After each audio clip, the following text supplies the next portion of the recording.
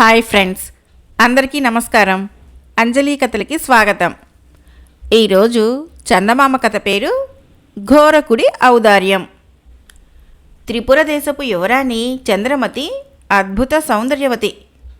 ఒకసారి ఆమె వింతలు విశేషాలు చూసేందుకు పొరుగున ఉన్న విరూప దేశానికి వెళ్ళింది.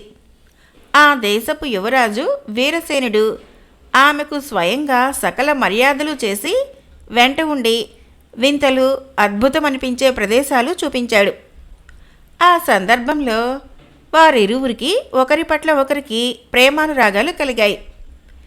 చంద్రమతి త్రిరూప దేశానికి తిరిగి వెళ్ళిన కొద్ది దినాలకి ఆమె తండ్రి నుంచి వీరసేనుడికి స్వయంవరానికి రావలసిందిగా ఆహ్వానం వచ్చింది. అతడు స్వయంవర ఉత్సాహంతో ప్రయాణానికి కావలసిన సకల సన్నాహాలు చేసుకుంటూ ఉండగా ఒక ఘోరం జరిగిపోయింది. ఘోరకుడు అనే రాక్షసుడు మహాబలవంతుడు, మంత్రవేత్త. వాడు కాలారణ్యంలో నివాసం ఏర్పరచుకుని ఉంటున్నాడు. ఆ అరణ్యంలో అడుగుపెట్టిన వారెవ్వరూ ప్రాణాలతో బయటపడలేదు. ఆ రాక్షసుడు ఇప్పుడు చంద్రమతిని అపహరించి కాలారణ్యానికి తీసుకుపోయాడు. త్రిరూపరాజు కూతురుపై బెంగతో మంచం పట్టాడు. మామూలుగా అయితే వీరసేనుడు ఘోరకుడు వంటి రాక్షసుడితో తలపడే సాహసం చేసేవాడు కాదు. కానీ ఇప్పుడు చంద్రమతిపై ప్రేమ కారణంగా ఆమె లేనిదే బ్రతకడం వృధా అన్న ఆవేదన అతడికి కలిగింది. తల్లిదండ్రులు ఎంత వారిస్తున్నా వినకుండా అతడు బయలుదేరి కాలారణ్యం చేరుకున్నాడు. అక్కడ అతడికి కొందరు రాజకుమారులు కనిపించారు. ఆ రాజకుమారులు చంద్రమతిని రాక్షసుడి నుంచి విడిపించాలని కాలారణ్యంలో అడుగుపెట్టిన వాళ్ళు. వారిని ఘోరకుడు అవలీలగా బంధించి బల్లులుగాను కప్పలుగాను కొంగలుగాను మార్చి వాళ్లతో మీరిక్కడి నుంచి వెంటనే బయలుదేరి అరణ్యం నుంచి బయటపడితే యథారూపాలు వస్తాయి, లేదా మీ ఆయువు మీ రూపాలకు అనుగుణంగా తగ్గిపోతుంది, అనుక్షణము విపరీతమైన ప్రాణభయంతో కుమిలిపోతూ ఉంటారు అన్నాడు. వాళ్ళు వెంటనే అరణ్యం నుంచి బయలుదేరారు. కొందరు పాములకు ఆహారమయ్యారు, కొందరు అరణ్య జంతువుల కాళ్ళ కింద నలిగిపోయారు, మరికొందరు బోయవాళ్ల వలలలో చిక్కుకున్నారు. మిగిలిన వాళ్ళు అరణ్యం దాటి యథారూపాలు పొందారు. వాళ్ళ అరణ్యం సమీపంలోనే ఏడాది పాటు ఉండి మరే రాజకుమారులు అరణ్యంలోకి ప్రవేశించకుండా హెచ్చరించమని రాక్షసుడి ఆజ్ఞ. వాళ్ళు వీరసేనుడితో, ఘోరకుణ్ణి ఎదిరించే శక్తి ఈ భూమి మీద ఎవరికీ లేదు, బ్రతికుంటే బలుసాకు తినవచ్చు, చంద్రమతిని గురించి మరచిపోవటం మంచిది అని ఏకకంఠంతో హెచ్చరించారు. దానికి వీరసేనుడు, మీకు నాకు ఒక ముఖ్యమైన తేడా ఉంది. బ్రతికుంటే బలుసాకు తినవచ్చునని మీరు అనుకుంటున్నారు. చంద్రమతి లేనిదే బ్రతికే అక్కర్లేదు నాకు. కాబట్టి నేను ఘోరకుడి వద్దకు వెళ్తున్నాను అంటూ ముందుకు వెళ్ళి కాలారణ్యంలోకి ప్రవేశించాడు. ఆ అరణ్యము ఆకాశాన్నంటే మహావృక్షాలతోనూ నిలువెత్తు ముళ్లపొదలతోనూ భయంకరంగా ఉంది. అయితే వీరసేనుడు ఎంతో దూరం వెళ్ళవలసిన అవసరం లేకపోయింది. ఉన్నట్టుండి ఎవరో వెనక నుంచి అతడి కళ్ళు మూసినట్లయింది. వీరసేనుడు గింజుకున్నాడు. అతడి కళ్ళకున్న అడ్డం తొలిగేంతలో ఎదురుగా ఒక మహాకాయుడు కనిపించాడు. వాడి కళ్ళు కణకణలాడే చింత నిప్పుల్లా ఉన్నాయి. జుట్టు చిన్న ముళ్ల పొదలా ఉంది. నా పేరు ఘోరకుడు. అరణ్యం బయట రాకుమారులు నిన్ను హెచ్చరించే ఉండాలి. ఆయన లోపలికి వచ్చిన నీ సాహసాన్ని మెచ్చక తప్పదు. నన్ను చంపగలననేనా నీ ధైర్యం అంటూ నవ్వాడివాడు. అందుకు వీరసేనుడు నిబ్బరంగా, నేను నిన్ను చంపాలని రాలేదు, నేను ప్రేమించిన చంద్రమతిని దక్కించుకోవాలని వచ్చాను అన్నాడు. నీ ప్రేమ నీ ప్రాణాలు తీస్తుంది, మర్యాదగా ఇక్కడి నుంచి పో, నిన్నేమి చేయను అన్నాడు ఘోరకుడు. నాకు నా చంద్రమతి కావాలి, ఆమె లభించని పక్షంలో ప్రాణాలక్కర్లేదు అన్నాడు వీరసేనుడు. ఘోరకుడు వీరసేనుడికేసి మెచ్చుకుంటున్నట్లు చూసి, అయితే చంద్రమతి నీకు దక్కే ఉపాయం చెప్పగలను. అందుకు నువ్వు సలసలా కాగుతున్న నూనెలో స్నానం చేయాలి. అందుకు సిద్ధమైతే చెప్పు, లేదా నిన్ను కప్పగా మార్చి విడిచిపెడతాను.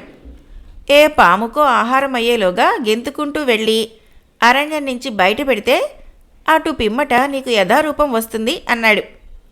నేను సలసలా కాగే నూనెలో స్నానం చేస్తాను అన్నాడు వీరసేనుడు. గోరకుడు అతన్ని అరచేతిలోకి తీసుకుని బయలుదేరాడు. ఒకచోట గాడి పొయ్యి ఒకటి బగబగా మండుతున్నది. దానిమీద ఒక పెద్ద రాగి గుండెగా ఉన్నది. అందులో కాగుతున్న నూనె నుంచి వెచ్చటి ఆవిర్లు వస్తున్నాయి. గోరకుడు వీరసేనుణ్ణి దాని మీదకి తీసుకుపోయాడు. అప్పుడు వీరసేనుడు గుండెగలో సలసలా మరుగుతున్న నూనెను చూశాడు. మరొకసారి ఆలోచించుకో, ఇది నీ వల్ల అవుతుందా, లేక కప్పగా మారి తిరిగిపోతావా అని అడిగాడు గోరకుడు. నేను ముందే చెప్పాను, నా మాటకు తిరుగులేదు అన్నాడు వీరసేనుడు. గోరకుడు చప్పున వీరసేనుణ్ణి గుండెగలోకి జార విడిచాడు. అంతే, అతడి శరీరమంతా ఒక్కసారిగా బొబ్బలెక్కిపోయింది.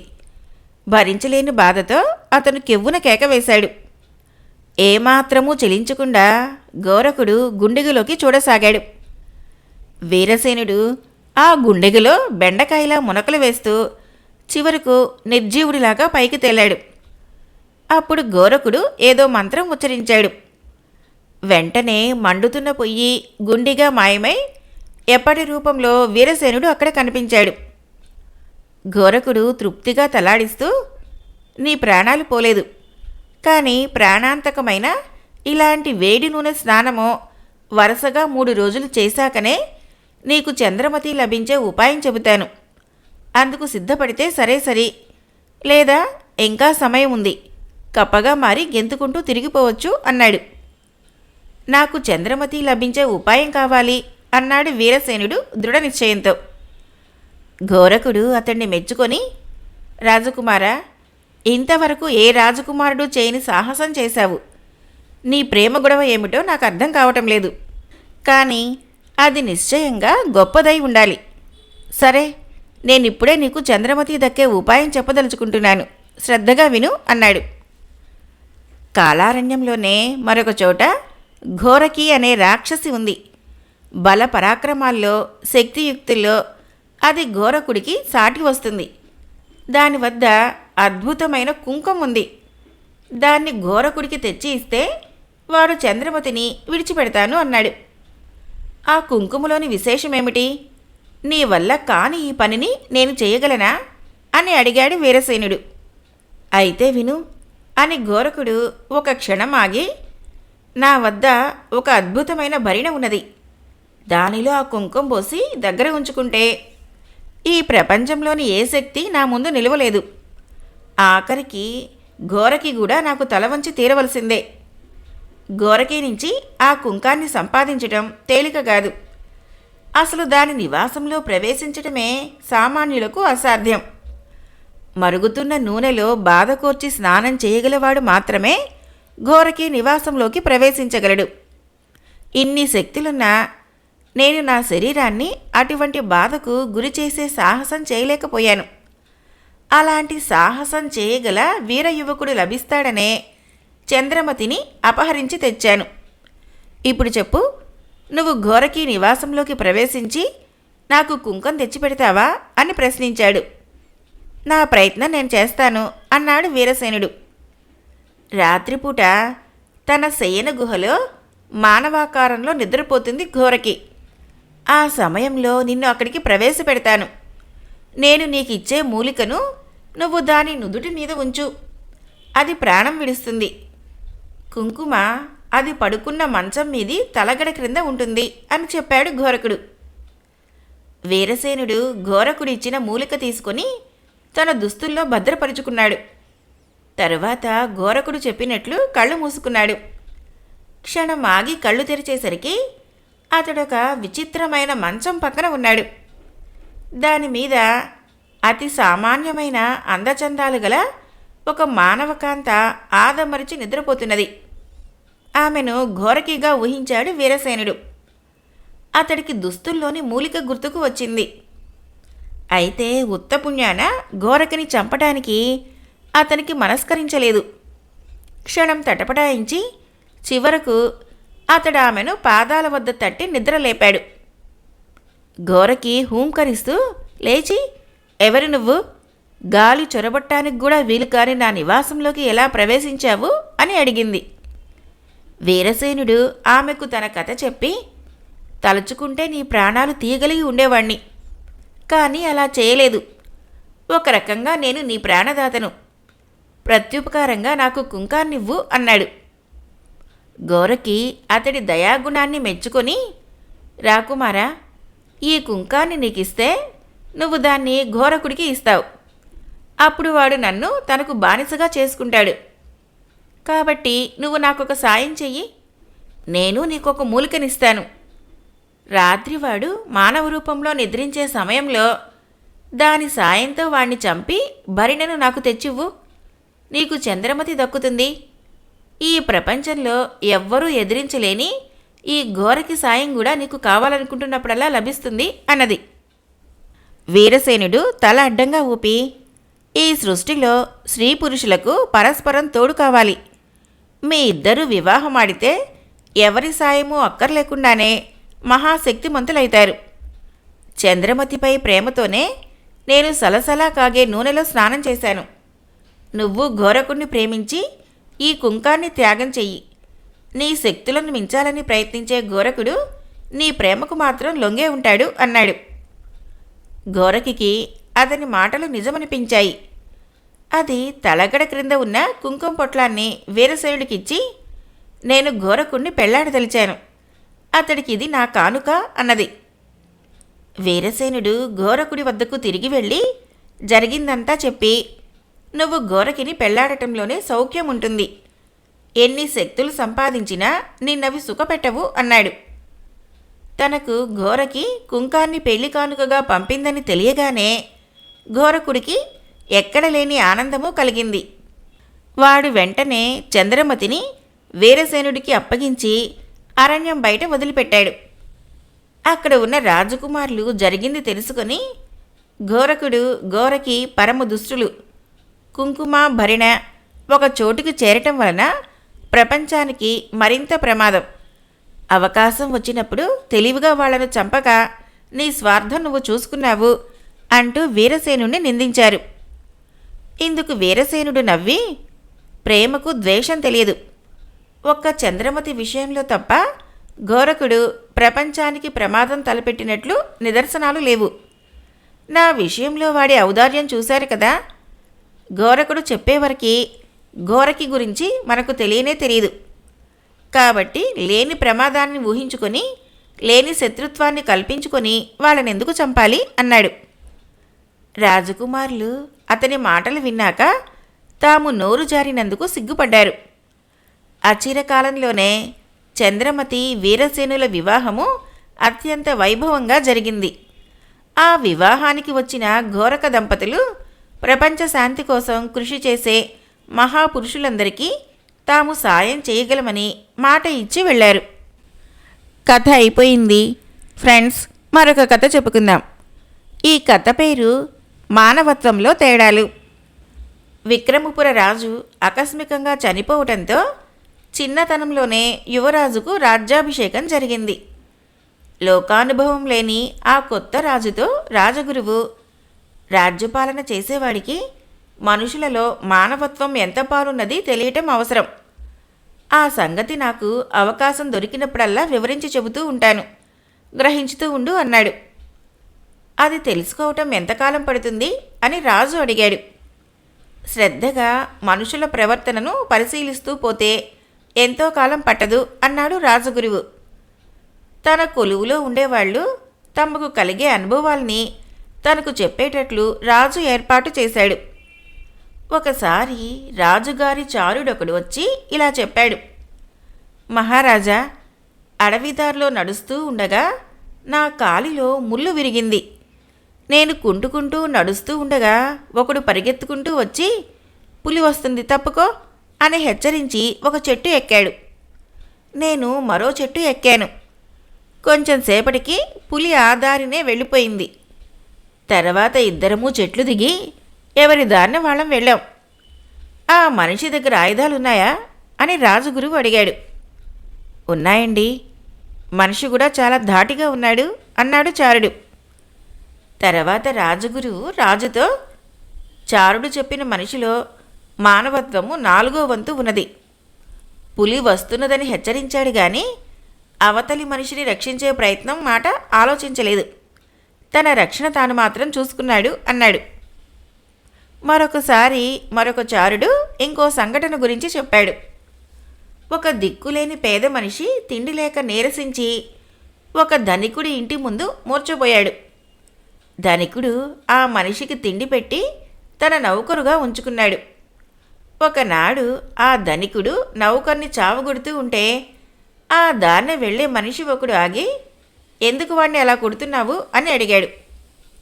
శోష వచ్చి పడిపోయినప్పుడు వీడికి తిండి పెట్టి వీడు నాకు బతికి ఉన్నంతకాలము సేవకుడుగా ఉండేటట్లు పత్రం రాయించుకున్నాను. నాకు అమ్ముడుపోయిన వాణ్ణి నా ఇష్టం వచ్చినట్లు చేస్తాను అన్నాడు ఆ ధనికుడు. దారిన పోయేవాడు ఆ పత్రం తెప్పించి చూసి చించి అవతల పడేసి పేదవాడితో, నీ దాస్యం ముగిసింది, ఇక నీ ఇష్టం వచ్చినట్లు తిరుగు అని చెప్పి తన దారిన తాను వెళ్ళిపోయాడు. ఆ దారిన పోయేవాడిలో మానవత్వం సగం పాలున్నది. అంతకన్నా హెచ్చు ఉంటే ఆ పేదవాడి భవిష్యత్తు గురించి ఏదైనా చేసేవాడు. వాణ్ణి మరొకరు కొనవచ్చు అన్నాడు రాజగురువు. ధనికుడి మాట ఏమిటి అని రాజు అడిగాడు. వాడిలో మానవత్వం ఏమాత్రమూ లేదు, వాడు నరరూప పశువు అన్నాడు రాజగురువు. ఒకనాడు రాజసభకి 2 వర్తకులు చాలా దైన్య స్థితిలో వచ్చారు. వాళ్ళు విలువగల వస్తువులతో ప్రయాణం చేస్తూ ఉండగా దారిలో దొంగలు అటకాయించి వాళ్ళ వస్తువులన్నీ లాక్కొని వాళ్ళని చంపటానికి కత్తులెత్తారట. అప్పుడు వాళ్ళ నాయకుడు వాళ్ళను వారించి, వెదవల్లారా, ఇలాంటి వాళ్ళని చంపుతూ పోతే మనం ఎవరిని దోచుకుంటాము, మన వృత్తి ఎలా సాగుతుంది అని తమకు దారి ఖర్చులకు గాను చెరి 2 రూపాయలు ఇచ్చాడని ఆ వర్తకులు చెప్పారు. దొంగల నాయకుడిలో 3/4 వంతు మానవత్వం ఉంది. వాడి వృత్తే వాణ్ణి పరిపూర్ణ మానవుడు కాకుండా చేస్తున్నది అన్నాడు రాజగురువు. ఒకరోజు రాజభటుడు ఒకడు 2 రాజుగారి ఎదుటకు తెచ్చాడు. వారిలో ఒకడు ధనికుడు, రెండోవాడు బీదవాడు. మహారాజా, ఈ బీదవాణ్ణి ఈ పెద్ద మనిషి నీటిలోకి తోసి తాను పడ్డాడు. ఇది నేను కళ్ళారా చూశాను. నేను దగ్గరికి వచ్చేసరికి 2 ఒడ్డుకు చేరుకున్నారు అన్నాడు ఆ భటుడు. ఆ మనిషిని నదిలోకి ఎందుకు తోశావు అని రాజు ధనికుణ్ణి అడిగాడు. దానికి ధనికుడు ఇలా చెప్పాడు. మహారాజా, నేను ఈ మనిషికి ఇంకా చాలా ద్రోహాలు చేశాను. అన్నీ చెబుతాను, చిత్తగించండి. ఇతను నా పొరుగునే ఉంటాడు. బీదవాడు, అసహాయుడు అని అతని స్థలము చాలా దురాక్రమణ చేసి కాజేశాను. ఇతను నా దుర్మార్గం గురించి అందరికీ చెబుతూ వచ్చాడు. నా పరుగు తీస్తున్నాడని ఇతని ఇంటికి నిప్పు పెట్టాను. దాన్ని గురించి విచారణ జరిగితే అతని అజాగ్రత్త వలనే ఇల్లు కాలిందని లోకాన్ని నమ్మించాను. అతడు తిరిగి ఇల్లు కట్టుకోలేకపోయాడు. ఇవాళ నదీ తీరాన నాకు తారసిల్లి నన్ను సర్వనాశనం చేశావే అన్నాడు. నాకు కోపం వచ్చి అతన్ని నదిలోకి తోశాను. అతను నన్ను పట్టుకోవడం చేత నేను కూడా అతనితో పాటు నదిలో పడ్డాను. నేను ఈత రాక మునిగిపోతూ ఉండగా అతనే నన్ను కాపాడి ఒడ్డున చేర్చి తాగిన నీరు కక్కించి రక్షించాడు. రాజగురువు సలహాపై రాజు బీదవాడికి ధనికుడి చేత నష్టపరిహారం ఇప్పించి మరే శిక్ష విధించక పంపించేశాడు. తర్వాత రాజగురువు రాజుతో, చూసావా నాయనా, ఆ బీదవాడు సంపూర్ణ మానవుడు. అందుచేతనే అతను ధనికుడి స్వభావాన్ని సైతం మార్చగలిగాడు. సంపూర్ణ మానవుడు కానివాడు ఇతరుల స్వభావాల్ని మార్చి వారిలో మానవత్వం కలిగించలేడు అని చెప్పాడు. రాజగురువు చేసిన బోధలతో రాజుకి మానవత్వం ఎలా ఉండేది అర్థమైంది. అతడు దేశాన్ని చక్కగా పరిపాలించాడు. మరొక చిన్న కథ పేరు మతిమరుపు. సూర్యోదయంతోనే చెరువుకు స్నానానికి పోతున్న పోలిశెట్టి అనే ఆయన్ని అతడి పొరుగున దూరపు బంధువైన వీరిశెట్టి దారిలో కలుసుకొని, ఈ మాట నిజమేనా? మీ ఇంట్లో ఆ మధ్య వరుసగా 3 సార్లు దొంగలు పడి దోచుకుపోయారట అని అడిగాడు. ఆ మాట నిజమే అన్నాడు పోలిశెట్టి విచారంగా. మరి భోషాణమంత దాన్ని దొంగలు బద్దలు కొడుతున్నప్పుడు నీకు మెలకువ రాలేదా అని అడిగాడు వీరిశెట్టి. ఎక్కడ మెలకువా? దొంగలు నా తలగడ కింద నుంచి భోషాణం తలుపు చెవులు తీసుకుని చప్పుడు కాకుండా తలుపులు తెరిచి దోచుకు వెళ్లారు అన్నాడు పోలిశెట్టి. ప్రతిసారి తాళపు చెవుల్ని తలగడ కింద దాచడానికి బదులు మరెక్కడైనా దాచేయచ్చు కదా అన్నాడు వీరిశెట్టి. అదే చేశాను అన్నాడు పోలిశెట్టి నిట్టూరుస్తూ. ఎక్కడ దాచావేమిటి అన్నాడు వీరిశెట్టి. ఎప్పటిలా తలగడ క్రింద కాకుండా వాటిని అటక మీద దాచాను అన్నాడు పోలిశెట్టి. అయితే దొంగలికా తాళం చెవులెలా దొరికాయి అన్నాడు వీరిశెట్టి ఆశ్చర్యంగా. నా మతిమరుపు కొంప ముంచింది. దాచిన తాళపు చెవుల్ని మర్చిపోతానేమో అన్న అనుమానంతో ఒక చీటీ మీద భోషాణం తాళపు చెవులు అటక మీద ఉన్నాయి అని రాసి ఆ చీటీని తలగడ క్రింద పెట్టుకొని పడుకున్నాను అని జవాబిచ్చాడు పోలిశెట్టి. దానితో వరుసగా అన్నిసార్లు దొంగతనం ఎలా జరిగిందో అర్థమైంది వీరిశెట్టికి. కథ అయిపోయింది. ఫ్రెండ్స్, నా కథలు నచ్చినట్లయితే మన ఛానల్ని తప్పకుండా సబ్స్క్రైబ్ చేయండి, లైక్ చేయండి, షేర్ చేయండి, కామెంట్ చేయండి. Thank you.